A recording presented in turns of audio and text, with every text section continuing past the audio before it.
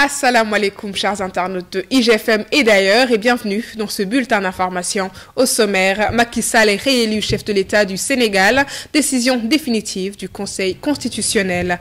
Après sa réélection, le président appelle au dialogue toute l'opposition afin de travailler ensemble. Et les membres de l'opposition qui avaient été arrêtés ont tous été remis en liberté depuis hier, mardi 5 mars. Voilà pour le sommaire. Dans quelques instants, le développement.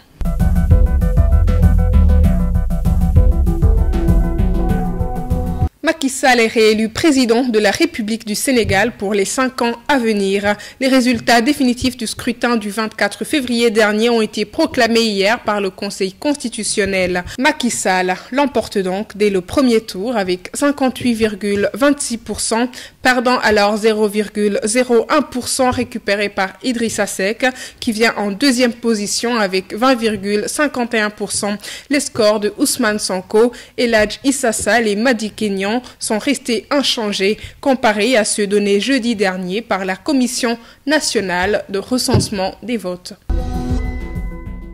Et aussitôt réélu et confirmé par le Conseil constitutionnel, le président Macky Sall a effectué sa première sortie officielle, une occasion qu'il a saisie pour tendre la main à toute l'opposition sénégalaise pour un dialogue franc et sincère afin de faire avancer le pays. Il associe à ce dialogue les anciens présidents Abdou Diouf et Maître Abdoulaye Wade.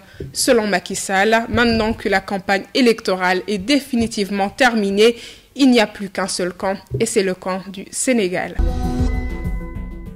Le deuxième mandat du président Macky Sall débute dans un climat de décrispation après la remise en liberté des 9 jeunes et femmes de l'opposition et du colonel Abdourahim Kébé. Ce dernier avait été interpellé le dimanche dernier alors que les 9 autres venaient de passer 10 jours en détention. Un boutiquier du nom de Mohamed Thiam a été arrêté hier par la police. Il est présumé meurtrier d'Ahmadou Seydi, un enfant de 3 ans et demi, retrouvé mort et enfoui dans un sac de riz près des Filao de Malika. Selon le journal Les Échos, l'accusé a avoué son crime avant de confier aux enquêteurs avoir agi par vengeance. Et pour clore ce bulletin, le prix de la licence de lutte pour les promoteurs vient de passer du simple au triple. Selon Sunulamb, les organisateurs de combat devront désormais débourser 900 000 francs CFA pour être reconnus par le Comité national de gestion de la lutte.